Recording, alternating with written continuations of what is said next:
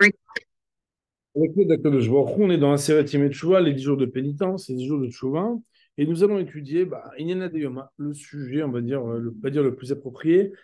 Ça gênerait peut-être pour d'autres thèmes, mais on va dire un sujet très clair. Donc, je vais d'abord commencer par la Gemara.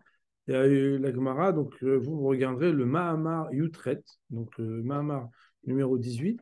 Mais d'abord, je vais vous citer une Gemara très connue. La Gemara nous dit dans le traité de Rosh Hashanah, la page 16b. Amar Rav Kruspudae Amar Rabbi Yochanan.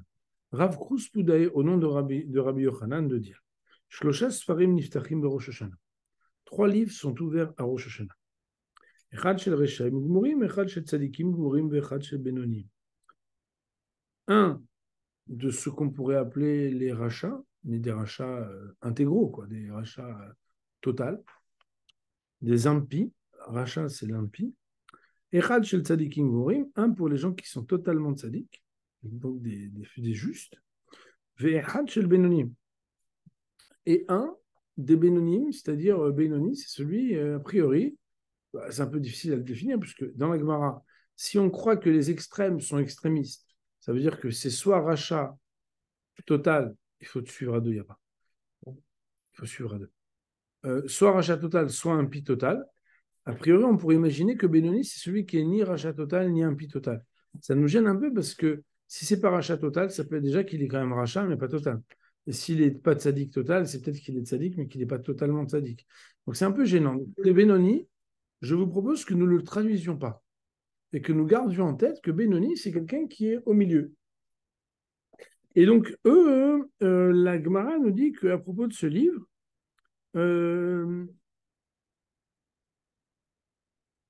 alors non, donc, et il y a un troisième livre. La Gemara nous dit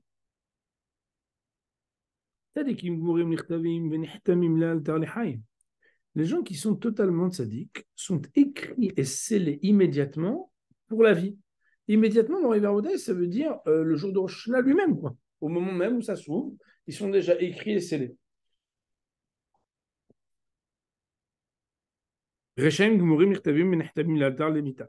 Et ceux qui sont des Rechaim total, eux, je dis pas Toto, c'est pas très beau, mais c'est comme ça qu'il faut dire. Hein. Ils sont inscrits et scellés tout de suite dans le livre de la mort. Benoni, ceux qui sont Benoni, donc moyens, au milieu, on l'a pas vraiment défini. Tloim ve'omdim me'oshana ve'yom kippourim. Ils sont suspendus et le reste jusqu'à Yom Kippur. Zachou nichtavim lechaim, s'ils deviennent méritants, ils seront écrits dans le livre de la vie, pour la vie. Lo zachou nichtavim lemita. Et s'ils ne le sont pas méritants, ils seront inscrits pour la mort. Alors, ce texte est extrêmement complexe. D'abord, ce texte a une suite, mais nous avons des questions essentielles. Qu'est-ce que c'est que cette histoire de livre? Est-ce que vous les avez déjà vus, ces livres? Et puis, on nous parle de 3 livres. Finalement, on nous parle de écrire et sceller. Qu'est-ce que ça veut dire écrire? Qu'est-ce que ça veut dire écrire et sceller? On parle du Benoni. Est-ce que ce livre des Bénonim, il dure qu'une semaine ou 10 jours et qu'après, il n'existe plus? Qu'est-ce que ça signifie, cette histoire? Alors, bon, plus que ça, les commentateurs comme le Ravad, Abraham Ben David, qui est le plus grand opposant dans la littérature de la halakha au Rambam, donc il pose la question, Tosfot déjà pose la question ici, on a déjà vu quand même beaucoup de tzadikim qui restent vivants. On a vu, qui meurent, et on a vu beaucoup de Rechaïm qui restent vivants. Donc, a priori, quand on nous dit inscrit immédiatement dans la vie, inscrit immédiatement dans la mort, on se dit, attends, il y a un truc qui ne va pas, la Torah n'est pas vraie, etc. Donc là, voilà, c'est des problématiques qu'on pourrait aborder. Je ne vais pas entrer dans ce sujet parce que je voudrais rester focalisé sur un seul thème. Mais bien évidemment, d'abord, je crois qu'il y a un autre cours qu'on avait fait une fois que sur ce sujet, qui s'appelle les 3 livres. Mais là, on va focaliser sur quelque chose. Est-ce que je peux vous demander, David, ce livre? Alors, comme vous le savez, Moria Rabotai, une chose est sûre, c'est que Ravel nous explique que ne faut pas rester Benoni toute la vie. Et nos maîtres nous disent qu'on doit se considérer comme un Benoni. C'est la Gemara dans ma Sechet Kiddushin qui dit Un homme doit toujours considérer comme s'il était moitié-moitié. Et moitié-moitié, ça veut dire qu'un homme, il doit être capable de considérer que l'enjeu de son existence, c'est ici et maintenant. Et donc, quand on a Seret Yom Teshuvah, normalement, on ne doit pas arrêter. Donc, tout le monde est fatigué à Seret Yom Teshuvah. On se voit le matin, on se voit l'après-midi, on se voit le soir, on étudie, il y a des shiurim, il y a du limoud. Moi, j'appelle ça happy hour. Ouais. Euh, dans la vie, être un Benoni, c'est pas quelque chose, c'est pas quelque chose qui peut rester. Et ça, c'est un premier thème hein, qui pourrait déjà être. On peut pas rester un Benoni. Mais qu'est-ce que c'est un Benoni? On ne sait pas. Mais c'est quand quelqu'un il n'est pas vraiment positionné. Alors, dans le Rambam, vous savez que le Rambam n'invente rien. Il y a des choses qu'il dit de lui-même. Mais quand il cite des Gemarot, normalement, il doit les citer d'équerre. La même chose qui est marquée dans le Gemara, il doit la citer dans la halakha. C'est ça le but du Rambam. Quand le Rambam il amène cette halakha, bizarrement, il l'amène pas comme elle est écrite ici. Donc, on est dans le l'Ichot Tshuva, Perigimel al-Chagimel. Alors, je ne vous ai pas fourni. C'est pas, je te dérange. Je ne vous ai pas fourni ce document, mais merci. Donc, le Rambam là-bas nous dit de la même manière que l'homme, on va juger et peser ses fautes et ses mitzvot après 120 ans. Donc, pour ceux qui ne le savent pas, donc, on est jugé après la mort. Hein. D'ailleurs, on est jugé plusieurs fois. D'ailleurs, il y a plusieurs dynimes.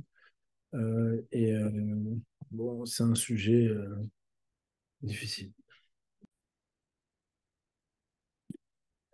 Il dit le Rambam, de la même manière qu'un homme va être jugé à la fin de sa vie, eh ben, car ainsi aussi, Bikol Shana B'Shana, chaque année, Shoklim Avonot Kol Echad Ve'echad. On va mesurer et peser et compter toutes les mitzvot et les avérotes de chacun. B'Yom Tov, chez le Rosh Hashanah, le jour de Rosh Hashanah. On le sait. Mishinim Tzad Sadik, Nechtam Mechai. Celui qui se trouve tzaddik, il est jugé pour la vie. Mishinim Tzaracha, Nechtam Lemita. Celui qui est jugé à Racha, c'est pour la mort. Va Beinoni, Tolimlo Adiom Kippourim. Je demande toute votre attention, c'est cette phrase qui va nous intéresser.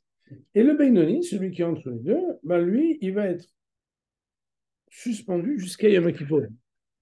Alors là, c'est maintenant qu'il faut faire attention. Ima Satshuva Nertam Lechaim, Veim La Nertam Lemita. S'il a fait Teshuva, il est inscrit pour la vie. S'il n'a pas fait Teshuva, il est inscrit pour la mort. A priori, si on compare ce texte à la référence talmudique, ici on nous a dit Im Zachou, s'ils ont eu du mérite, les Benoni, et Im Lo Zachou, on parle de mérite. Question de tout le monde. On va la citer au nom de Rav Itzele Blazer. Rav Yitzhak Blazer de Pétersbourg était l'élève de Rav Israël Salanter. Il a écrit un livre qui s'appelle Korver. Et dans son livre, donc on l'a ici, hein, il pose la question, il dit, mais attends, le Rambam, a priori, si le Benoni, c'est celui qui est à moitié-moitié. Quand quelqu'un est moitié-moitié, il suffit de faire quoi pour faire pencher la balance? Une mitzvah, n'importe laquelle. Tu fais une mitzvah, tu fais pencher la balance. Vous comprenez qu'une balance qui est mamache, équilibrée, tu mets une... Bah, c'est une super balance. Tu mets une plume, ça penche. Mais si tu mets un tout petit poids, c'est bon, tu fais pencher. Quoi, le Rambam nous dit, s'il a fait tchouva, alors il sera méritant. S'il n'a pas fait tchouva, il ne sera pas méritant. Comme si pour le Rambam, tout dépendait de ce que le Benoni aura fait tchouva. Alors qu'a priori, il n'y a pas besoin d'arriver jusqu'à la tchouva. Alors la première réponse qui est donnée, c'est la réponse du Corvéan. C'est qu'en fait, il y a des moments dans la vie où il y a des choses qu'on n'a pas le droit de manquer. Comme vous le savez, le verset qui dit Dirshu Hashem bimatso, karao bioto karo, recherchez Hashem et réclamez-le lorsqu'il est présent, appelez-le lorsqu'il est proche, c'est qu'il y a des moments dans la vie où il ne faut pas rater. Pas rater le coche. Et Aseret Yemet Tchouva, c'est un moment où la tchouva, elle est facile. C'est un moment où quelqu'un, il peut plus facilement que d'habitude et prendre des résolutions, et changer de la direction, et, euh, et avancer pour de bon. Ouais. Il dit le Corvéor, le Rav Yitzhak Blazer. Quand c'est facile, si tu ne fais pas, tu es puni là-dessus. C'est crucial. Parce que quelqu'un qui peut faire tchouva et qui ne fait pas de tchouva, alors que maintenant c'est facile à faire, ce jour-là, tout dépend de ça. Ça veut dire, bien sûr, c'est bien de faire des mitzvot en plus. Mais on va dire, le caractère tellement propice et facile de faire tchouva devient la dimension la plus cruciale. C'est la première lecture dans le Rambam. Deuxième lecture dans le Rambam, c'est le Emek Broche, Emek Bracha. C'est le Rav Pomeranchik, Talmid de Repraim, de Brisk. Alors, l'Emek Bracha lui dit un truc de folie, qui a l'air tellement simple,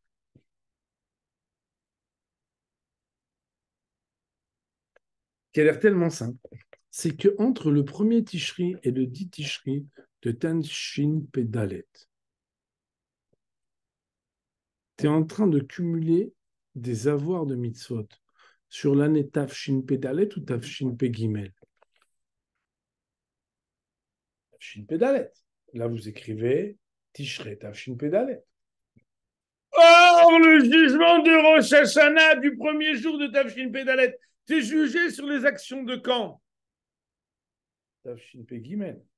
Y a-t-il une action, une mitzvah au monde qui peut interagir en Tafshin Pedalet sur Tafshin Pegimel? Une seule et unique. La tchouva. La compta, elle est fermée. Monsieur, cette note de frais, elle sera pour l'année prochaine. Elle ne peut pas passer. Parce que dans la compta, c'est fermé.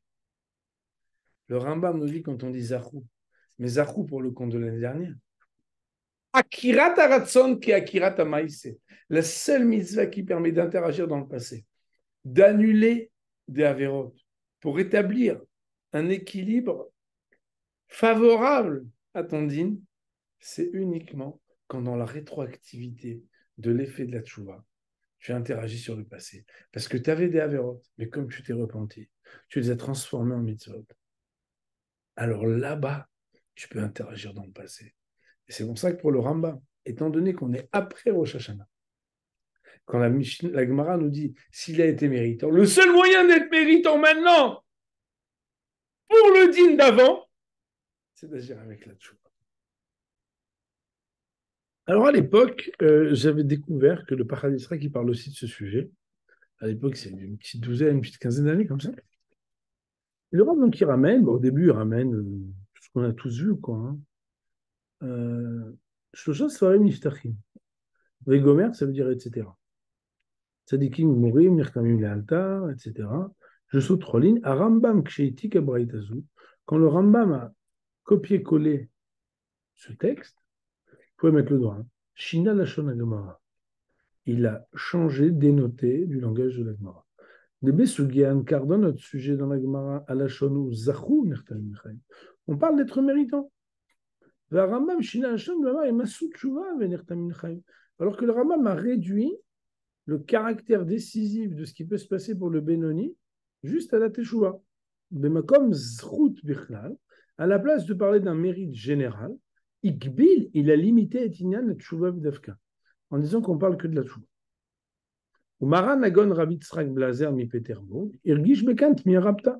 Et le Rav Yitzhak Blazer, qui est une des références, je vous rappelle, mon Rabotai, que dans la Shochelette, dans la, on va dire la transmission de la Chokhma du Moussar, de l'étude du Moussar, on a Rav Yitzhak Salanter, avec Rav Yitzhak Blazer, Rav Sipraziciel de Kelem, etc., jusqu'à ce qu'on arrive à Rav Dessler.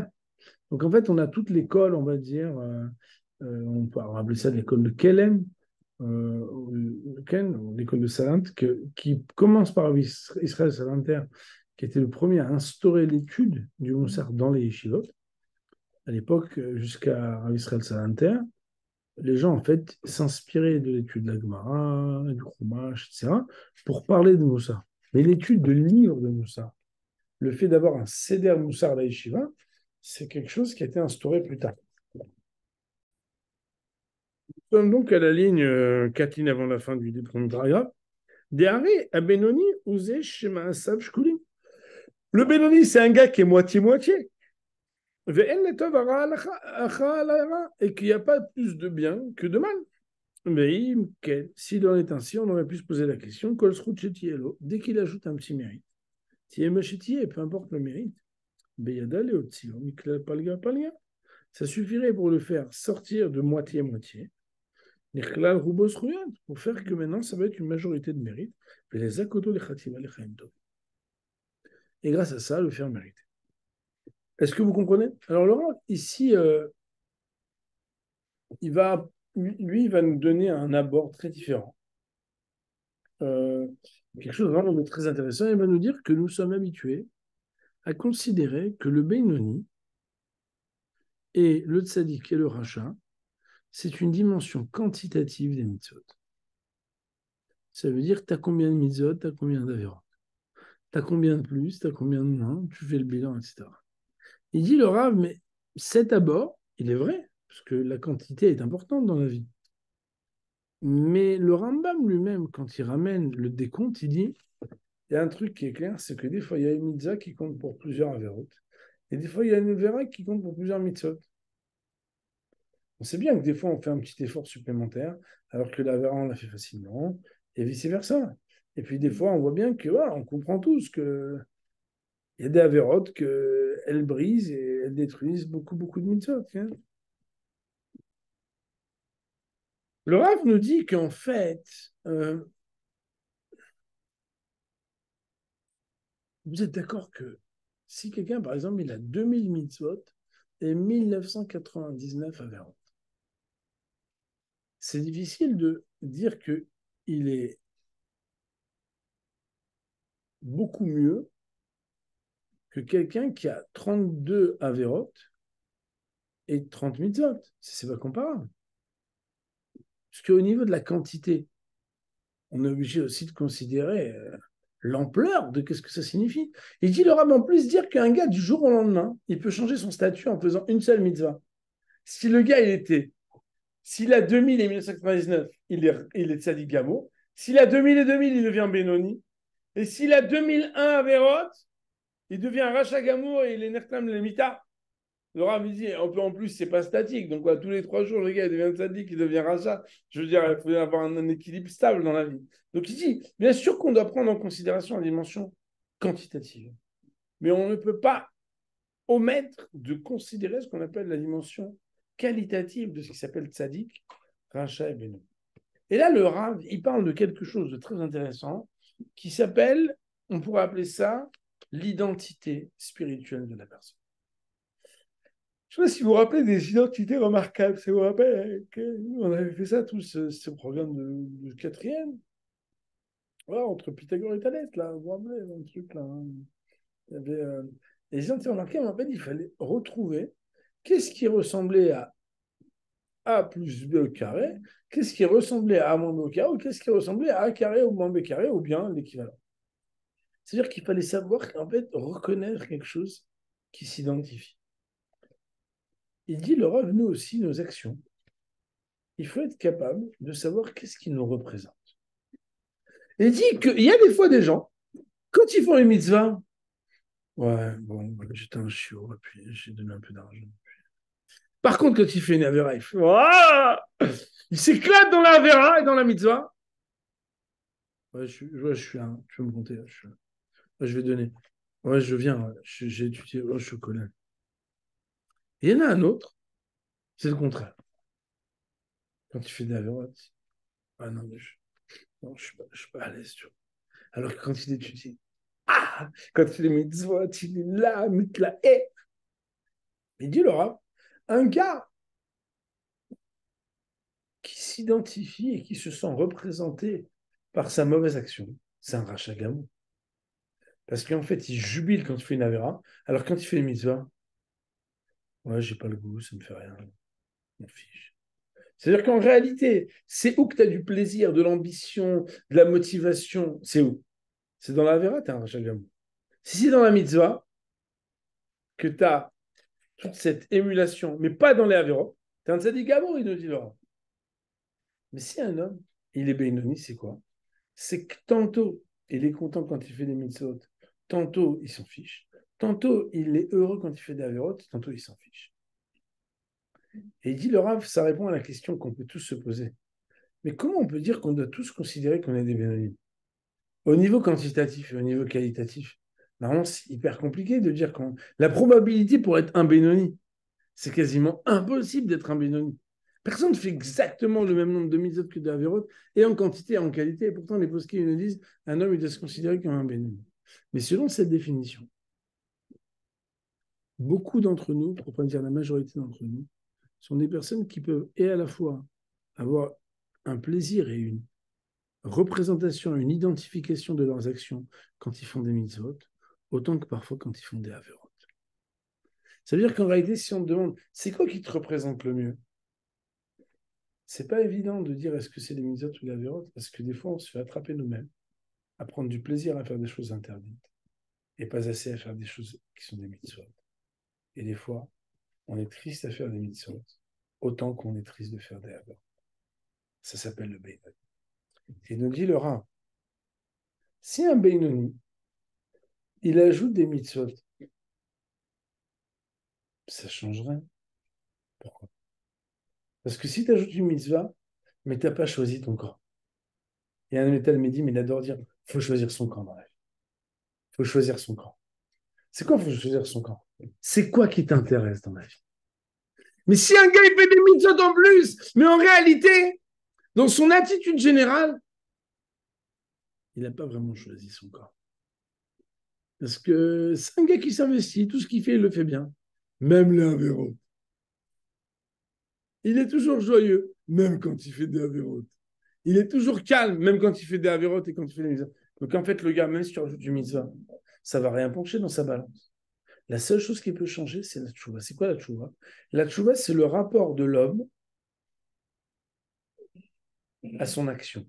Ce qu'on appelle le rapport du oïsé au maïsé. C'est qu'en réalité, en quoi ma volonté d'origine reste-t-elle la volonté que j'ai maintenant par rapport à cette même action? D'ailleurs, nos Chachamim, ils nous disent que normalement, le il dit, si un homme, il était très actif quand il faisait des avérotes, quand il commençait à faire des mitzvot, il faut qu'il soit actif. Non. Le gars, quand il était dans l'avérote, ouais. Et quand il est dans les mitzvot, moi, je dois être calme, tempéré. Mais Chabibi, il dit le Rav Israël, mais quand tu as une casserole, si c'était Be'esh, il faut Kebolro Karpolto. Comme ça s'est incrusté le non cachère, il faut le faire ressortir. Si c'était grillé, c'est grillé. Le liboun cal, vous connaissez tout ça pour Pessah, là, comment on fait, blanchir, pas blanchir, etc. Un peu d'eau, ébullition ou pas. Et du Rav, c'est la même chose dans notre existence. Quand tu fais les mitzvot, tu vas les faire moins bien qu'avec la vérote. C'est qu'en réalité, le rapport de notre être par rapport à nos actions, c'est là-bas qu'il faut travailler. Et ben, il nous dit, ça s'appelle la tchouva.